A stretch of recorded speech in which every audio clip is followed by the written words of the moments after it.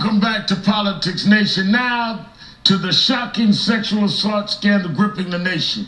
The case involving former Penn State coach Jerry Sandusky has turned that campus upside down. In the last 24 hours, the school has fired its head coach of 46 years, Joe Paterno, and the university president. Sandusky charged with sexually assaulting 8 boys over a 15-year period. The first reported incident came in 1998 after an 11-year-old told his mother that he was forced to shower with the coach. Sandusky was never charged. What's worse, it didn't stop there. In 2002, a graduate student witnessed him sexually assault a 10-year-old.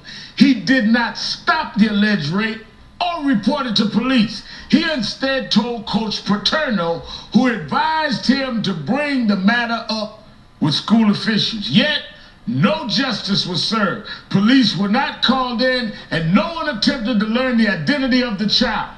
This is not a sports story. This is a moral failure. These families deserve justice, and it took a shame.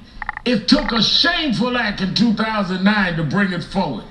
Joining me now is Amy Warden, a reporter from the Philadelphia Inquirer who's been covering this from the beginning. She has a front page story in the scandal today. And Wendy Murphy, a former federal prosecutor and child advocate. She's written an editorial today entitled, "The Penn State Scandal is About Institutional Cover-Up, Not Football." Wendy, how come it took so long for the accused predator to be brought to justice? And let me say this. Let me show this on the screen before you answer. We were told in the actual indictment, it reads in the report from the grand jury that Sandusky said to the mother of victim 6, this is in 1998, quote, this is what police have recorded, "I was wrong. I wish I could get forgiveness. I know I won't get it from you. I wish I were dead." This, he's discussing having a naked shower with her son, 11 years old, and they didn't prosecute him.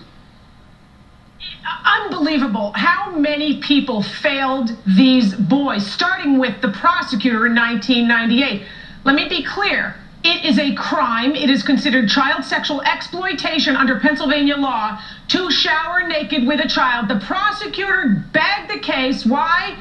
Because they are politicians who understand the influence of Penn State. The scandal was too big and it went away. 2 years later, the year 2000, a child is orally raped by Sandusky in the shower on Penn State's campus. By this time, Penn State had gotten rid of Sandusky. Technically, he was, wink, wink, retired after the 98 incident, but they let him back on. And in 2000, he had another little boy in there orally raping him. Then again in 2002, and make no mistake about it, people at Penn State, Perp State University, knew what he was doing. He had a pattern, and they covered it up because they care more about their damn reputation and scandal and money and damn football than they care about little boys being anally and orally raped over and over again. Penn State should shut its damn doors, if you ask me. They should hang their heads in shame. They think firing a president and firing a coach is enough. McCreary, the guy who watched the little boy being anally raped and walked away while it was happening, is still a coach. That's what I want to make clear here, Amy. McCleary walks in, this is in 2002, after all of this that has been laid out by Wendy and I, 98, We've had the assault. He leaves, he so-called retires, as Wendy says, 99, and forms a nonprofit for disadvantaged kids. And no one says anything. Now he has kids under him, and he starts again continuing this stuff. Now in 2002, we have him discovered by this man, nude, with a 10-year-old boy nude, sodomizing him. The guy sees it and walks out and goes to the head coach the next day. Doesn't stop it, doesn't report it, doesn't interrupt. I mean, is this crazy or what? Well, Al, I can't explain McCreary's inactions on the night of that incident in 2002. I suppose we'll have to let him explain it. Although what we do know is that he did tell, he told his father, he called his father, and they together went to Joe Paterno's house very shortly thereafter and told the coach, and the coach told the athletic director, and ultimately they came back to McCreary and said, "We have taken away his keys," which of course we learned was not the case. Let me make sure I understand this right.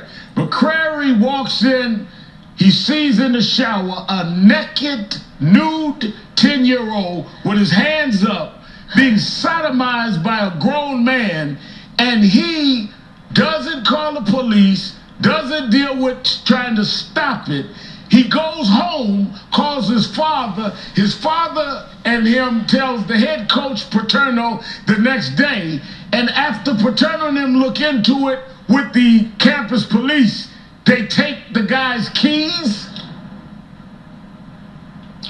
They took his keys away, his access supposedly to the locker room, and they also reported it to Second Mile, his charity. Again, why McCreary did not act, it's only speculation. We know essentially Sandusky was his boss at the time. He was a graduate assistant. He clearly wanted to have a future with the football program here.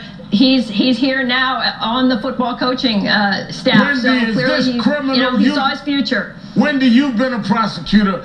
I mean, is this criminal? Is Paterno and others guilty of crimes here?